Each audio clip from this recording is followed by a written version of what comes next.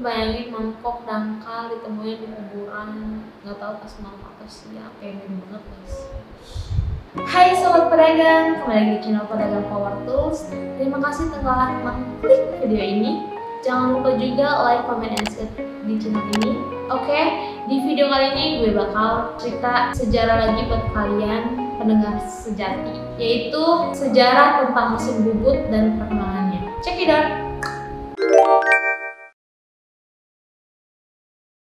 Jadi teknik mesinnya sendiri adalah ilmu teknik yang mengenai aplikasi dari prinsip fisika untuk analisis, desain, manufaktur, dan pemeliharaan sebuah sistem mekanik. Nah, ilmu ini membutuhkan pengertian yang sangat mendalam atas konsep utama dari cabang ilmu mekanika, kinematika, teknik material, termodinamika, dan energi. Adapun yang dipelajari di teknik pemesinan yang salah satunya adalah mesin bubut. Nah, tadi kan kita akan belajar tentang sejarah mesin bubut. Nah, mesin bubut sendiri adalah suatu mesin perkakas yang digunakan untuk memotong benda yang diputar. Mesin bubut sendiri juga merupakan suatu proses pemakanan, bukan makan orang, bukan makan makanan, bukan. Jadi pemakanan benda kerja yang sayatannya dilakukan dengan cara memutar benda kerja yang dikenakan, yang kemudian dikenakan pada pahat yang digerakkan secara translasi sejajar dengan sumbu putar dari benda kerja tersebut. Nah, gerakan putar dari benda kerja tersebut juga disebut gerak potong relatif, dan gerak translasi dari pahat disebut dengan gerak umpan. Ini kayak udah main bola aja, kayak ada umpan, gerak-gerak. Dengan mengatur pembandingan kecepatan rotasi benda kerja dan kecepatan translasi pahat, maka akan diperoleh berbagai macam uliran dengan ukuran kisar yang berbeda-beda. Hal ini juga dapat dilakukan dengan jalan yang menukar roda gigi, translasi yang menghubungkan poros spindle dengan poros ulir. Nah, roda gigi penukar disediakan secara khusus untuk memenuhi keperluan pembuatan ulir. Jumlah gigi pada masing-masing roda gigi penukar bervariasi besarnya dari mulai jumlah 15 sampai dengan jumlah gigi maksimum 127. Nah, roda gigi penukar dengan jumlah 127 ini mempunyai kekhususan karena digunakan untuk konversi dari uliran metrik ke uliran inci yang lebih kecil. Nah, gue juga ada nih jenis-jenis mesin bubut. Yang pertama ada mesin bubut universal, yang kedua ada mesin bubut khusus, yang ketiga ada mesin bubut konvensional, keempat ada mesin bubut dengan komputer atau CNC. Sejarah mesin bubut juga berawal ketika manusia pertama kali membangun sebuah rangkaian kaku bantalan untuk mendukung benda kerja yang dapat diputar pada sebuah kumparan dan dipotong menjadi bentuk yang melingkar dengan alat genggam. Nah, metode ini juga digunakan pertama kali untuk pembuatan mangkuk. Mangkuk di sini bukan buat kalau makan sayur asam atau mangkuk bakso, mamang-mamang gitu, bukan. Kayak mangkuk dangkal pada tahun 1200 sebelum Masehi. Aku juga nggak tahu bentuknya kayak apa. Ini sebelum Masehi, coy. Masalahnya lanjut dan ditemukan di sebuah kuburan di China yang diyakini telah berubah. Bayangin mangkok dangkal ditemuin di kuburan, nggak tahu pas malam siang, kayak gimana guys. Yang juga tak berantakan, yang tak terbantahkan lagi, ada nih contoh paling kuno dari seni pembubutan sejauh ini ditemukan adalah fragmen dari sebuah mangkuk kayu Etruscan yang dibuat sekitar tahun 700 sebelum Masehi dan ditemukan di makam pejuang di Corneto. Wih, Corneto kayak nggak asing banget nih gue Corneto. Oh iya, itu kan Corneto kayak ini tulisannya. Lanjut, pembubutan dari timur awalnya duduk di tanah pada mesin pembubutan. Lu bayangin, lu kerja di kursi yang empuk seharian, pegel banget nih bokong. Lu bayangin dia kerja duduknya di tanah. Dia nggak bisa bayangin kalau bapak gue dulu ada di zaman itu nggak sekarang.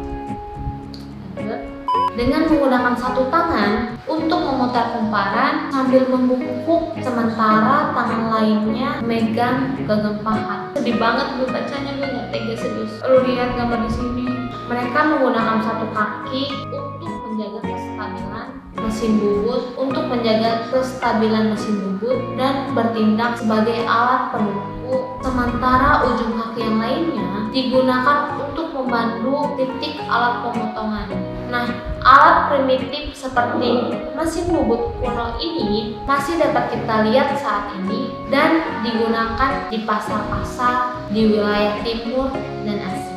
Nah, di Cina ada orang duduk di mesin bubut dan menggunakan kakinya untuk membuat gerakan bolak-balik atau reciprocating oleh pedal secara bergantian kaki kiri dan kanan pada tali yang dililit pada mesin spindle bubut, sehingga membuat kedua tangan bebas untuk memegang dan mengarahkan pahat pemotong tersebut. Nah, ada juga nih orang barat lebih memilih untuk berdiri di atas mesin bubut karena mereka mengembangkan mesin bubut di tiang di mana hanya satu kaki yang dibutuhkan untuk gerakan bolak-balik tersebut. Ilustrasi pertama yang diketahui pada mesin bubut tiang ini muncul pada abad ke-13 di jendela kaca patri di Chartres yang diberikan oleh pembubut gilda setempat untuk menghormati pelindung mereka, yaitu Saint Julian. Nah, perkembangan berikutnya terlihat dalam ilustrasi dari Mendelchis Brotherbrach pada tahun 1395, menunjukkan